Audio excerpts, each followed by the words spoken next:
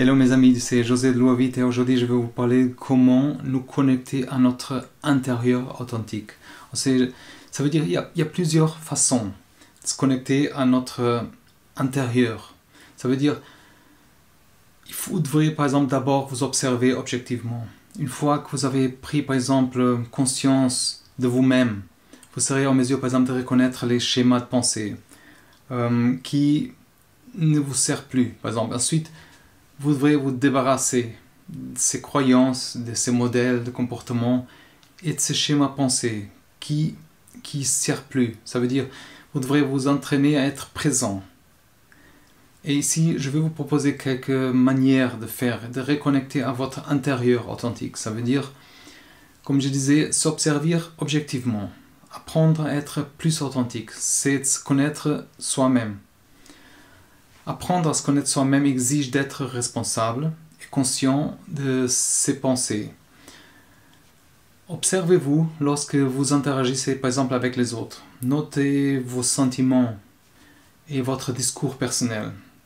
Par exemple, si vous voulez tenir un journal qui peut vous aider à découvrir par exemple vos schémas de dialogue avec vous-même et en réaction face à ces pressions et à certains défis.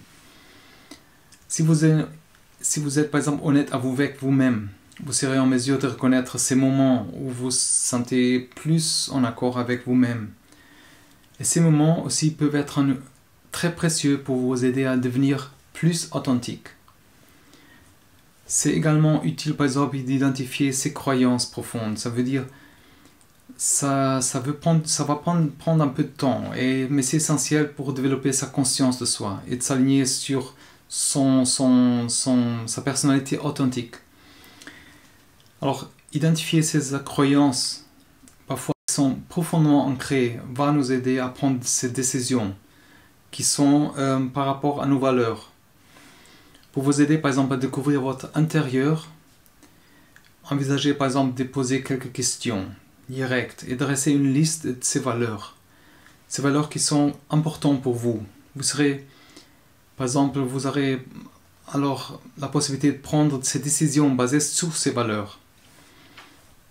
Ça veut dire qu'il est important de prendre conscience de soi et de ses forces et de ses faiblesses par exemple, pour mieux se connecter à son personnalité, à son authentique. Et la conscience de soi est acquise par exemple si on réfléchit par exemple à ses propres comportements et en observant par exemple les autres.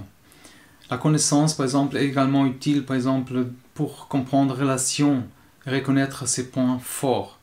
Vous pouvez utiliser, par exemple, ces points forts pour développer une meilleure conscience de soi. Mais c'est important de garder à l'esprit que c'est un processus qui nécessite beaucoup de réflexion. Et la connaissance de soi présente aussi des avantages, bien sûr.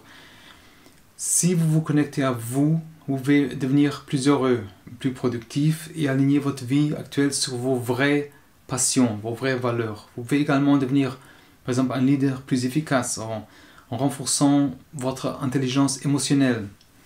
Vous pouvez, par exemple, diriger les autres plus efficacement et, par exemple, avoir une meilleure qualité de vie pour tout le monde. Il est important aussi de comprendre que la conscience de soi est une compétence qui peut être acquise. Ce n'est pas une qualité qu'on a déjà forcément, c'est clair. C'est le développement de la conscience peut nous aider à gérer des situations stressantes et à renforcer notre résilience dans ces moments difficiles. Par exemple, il peut vous aider à articuler une offre par exemple et à donner une priorité au travail par exemple d'une équipe plutôt que d'autopromotion. Les personnes sont conscientes d'elles-mêmes et sont plus compatissants et empathiques avec vous. Ça veut dire les gens conscients d'eux-mêmes dirigent avec intention, avec empathie, compassion et comprennent mieux par exemple leurs émotions et les réactions des autres. Ça veut dire qu'il faut réussir à devenir présent. Soyez présent pour vous et pour se connecter à votre intérieur. Il existe par exemple plusieurs formes de façons de faire appel à sa personne intérieure.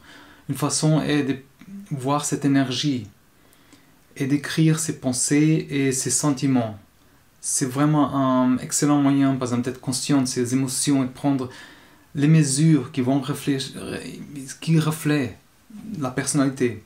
Ça veut dire essayer de tenir ce journal des moments où vous vous sentez en paix.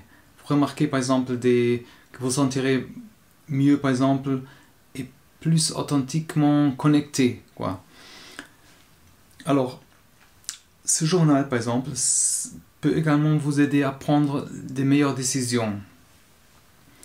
Et une autre manière de se connecter à sa personne intérieure, c'est de remarquer les sensations physiques dans la vie. Par exemple, il y a beaucoup de gens qui décrivent leur expérience des connexions comme expansives, ça veut dire légère et libre. Observez ce que vous ressentez et comment ces sentiments peuvent affecter votre journée. Par exemple, si vous ressentez des choses, c'est un bon signe que vous connectez à votre intérieur. Mais il faut continuer.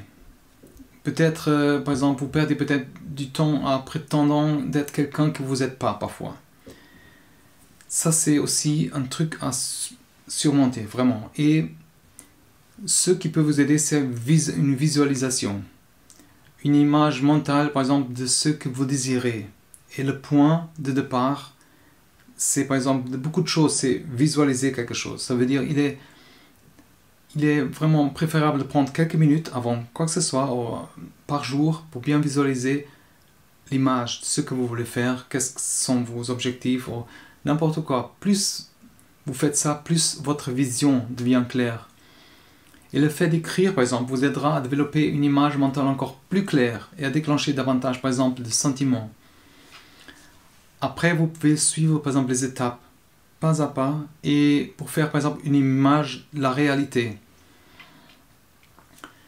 Et comme j'avais mentionné, par exemple, la visualisation est vraiment importante et a beaucoup d'avantages. Par exemple, réduction de stress.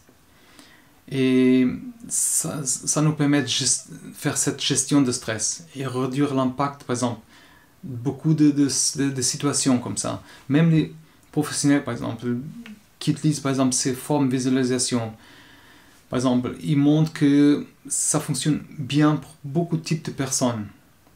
Et il peut être, par exemple, inspirant d'écouter la sagesse des autres. Il peut être aussi édifiant d'écouter la voix de la sienne. Et de nombreuses personnes sont curieuses de connaître leur propre vie à l'intérieur et souhaitent vraiment découvrir aussi des autres informations. Par exemple, il y a beaucoup de gens qui ont essayé, par exemple, certaines méthodes pour entrer en contact avec leur voix intérieure. Par exemple, une visualisation guidée est un moyen de commencer à le faire. Par exemple, lorsque vous commencez à, par exemple, entendre la voix de votre vous intérieur, vous ressentirez un incroyable sentiment de paix intérieure et d'épanouissement, quoi. Aussi, c'est par exemple important, par exemple, parfois de créer un groupe autour de votre proche d'un projet. Pour attirer les gens dans votre projet, vous devez, par exemple, donner un exemple d'un bon comportement. Vous devez, par exemple, être présent au quotidien et partager certaines histoires personnelles. Ça permet aussi de donner aux gens, ça permet aussi qu'ils s'identifient à vous. Mais ça vous aidera aussi également à vous imposer comme une certaine autorité. Ça veut dire, c'est une bonne idée, par exemple, oublier par exemple un peu sur votre vie, de susciter l'intérêt. Tous ces gens qui sont autour. Vous devriez par exemple créer un espace aussi pour eux, pour s'exprimer. Et par exemple, même si vous n'êtes pas sur les réseaux sociaux, vous pouvez créer un groupe qui se concentre sur ces sujets, par exemple, que vous aimez et que vous êtes passionné. Et ça, vous pouvez même organiser des défis, par exemple, pour ces membres. Et même si vous, par exemple, publiez des informations parfois qui ne sont pas par rapport à certains sujets, mais ça peut intéresser les gens. Par exemple, vous pouvez utiliser les groupes, par exemple, Facebook, pour entrer en contact avec certains gens, avec les clients même, et partager votre expérience. Après, c'est important, par exemple, de développer un objectif. Ça veut dire qu'il est important de fixer, par exemple, un objectif pour trouver un bonheur. Et par exemple, un sens de l'objectif peut vous donner aussi l'impression d'être plus vivant et plus épanoui. Et ça peut aussi vous aider dans les moments plus difficiles. Ça peut vous aider à découvrir votre véritable objectif et votre voie. Alors, il y a en tout le monde une voix intérieure, comme on a vu, et qui peut nous guider. Il faut s'assurer qu'on la peut suivre, par exemple. Elle peut être comme une intuition, ou même parfois vraiment comme un sentiment. Il faut vraiment être honnête avec soi-même. Ça veut dire qu'il est important d'être honnête avec soi-même pour s'assurer qu'on prend ces bonnes décisions, qu'on correspond par exemple à ce qu'on est vraiment. Et pour être honnête par exemple avec soi-même, il faut être plus conscient par exemple de la manière dont on réagit à certaines situations. Par exemple, c'est la base de découverte de soi, c'est clair. Vous ressentez un sentiment d'autonomie par exemple lorsque vous choisissez par exemple d'agir en fonction de ce que vous savez être bon pour vous.